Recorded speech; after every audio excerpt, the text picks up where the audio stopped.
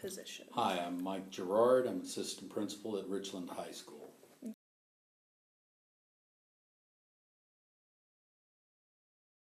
Yeah, it's something we deal with on a occasional basis. I wouldn't say it's regular, but it has popped up. It popped up last year.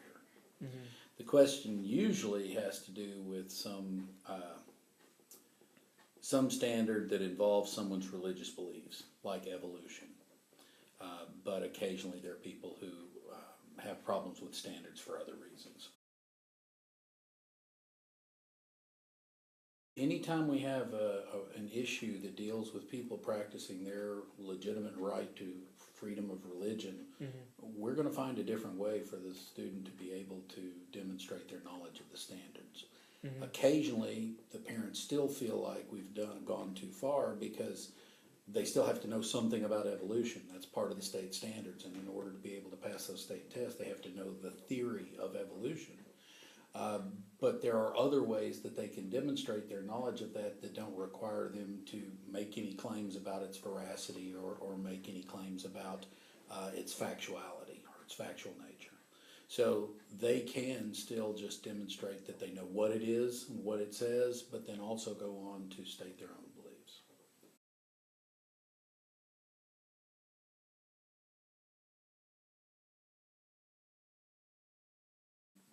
Still one that we have to discuss with the parents. The most common version of that is the difference between AP and pre-AP. And is there enough of a distinction to warrant the difference in the weighting of the grades? Because AP grades are weighted more heavily than pre-AP grades. And there are occasions where a parent will claim that the work that the pre-AP students are doing is equal to that of the AP students. Why should it be as hard as AP if they're taking pre-AP? So occasionally we have some issues with rigor about that. Occasionally you'll find someone in an on-level class that the parent feels they're challenging the students too much, but it's a rarity.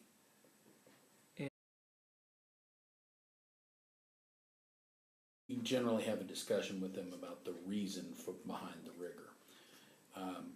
In an on-level class, the discussion always has to do with college and career readiness. That's our goal, and very often if you bring in a group of parents and show them the tests that their kids are going to have to take to get into even junior college, they suddenly realize that it's just the fact that the level of rigor has changed since they were in school. It's not that we're being particularly demanding of their students, it's that the entire country is being particularly demanding of our students because it's harder to do the work that they have to do in college, and therefore they have to have a higher level of readiness to be prepared to do that. A lot more technical in nature, requiring a much greater level of reading comprehension, and particularly the ability to reason logically and think critically. The stakes have risen, and if in order to make sure that their kids are ready for either college or their career, we have to prepare them to a higher level. And so very often once they see those tests and they see the rigor of the tests that their kids have to pass, it becomes very clear to them why the level in the classroom is higher than what they recalled when they were in high school.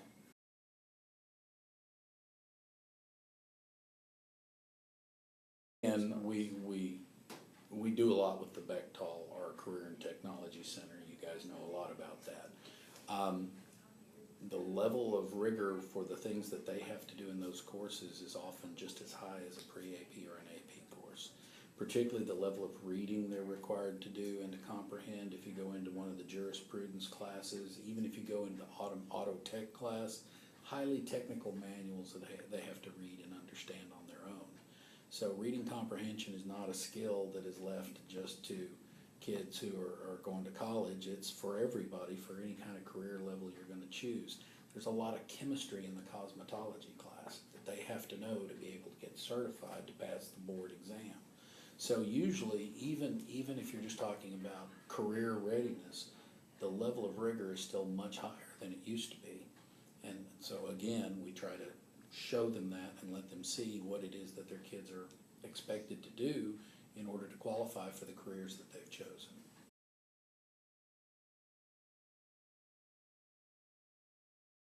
It's more of a sales job. you've got to convince the parents of the value of what it is you're trying to accomplish and the reason that those tests are in place. The tests are in place because a lot of us, when we're older and when we grew up, a teacher could walk in and teach a lesson on whatever they wanted to teach a lesson on, as long as it was basically on the topic. With the advent of standardized testing and also the advent of the increase in the rigor in the SAT and ACT and even the TSI to get into junior colleges, we've nationwide gone to a more rigorous curriculum. Also seeing that the United States has fallen behind some other countries in international testing, there's been a push towards a more standardized curriculum. And if you look at the countries that are most successful with their students based on those international tests, you have to accept the validity of those tests to be able to make this argument. But one of the reasons that their students perform better is because they focus on fewer standards at a deeper level. And that's something you see in a move nationwide, is to try to reduce the number of standards, and instead of going a mile wide and an inch deep, you want to go several yards wide and several yards deep. And that allows to develop the critical thinking skills, and that's what's essential in this world that is basically you guys are growing up in. Technology and science impact every single part of our existence, and it's going to be part of every career. You're going to have some kind of critical thinking and problem solving skills no matter what field you go into. And so we have to be able to prepare kids for that, teach them to work together in teams. There's a lot of skills that weren't originally required when I was going through school and not necessarily seen as essential for success in the real world. That now pretty much any business you go to, they're going to tell you you have to be able to work with people, you have to be able to problem solve, you have to be able to think outside the box, you have to be able to think critically, and you have to be able to teach yourself.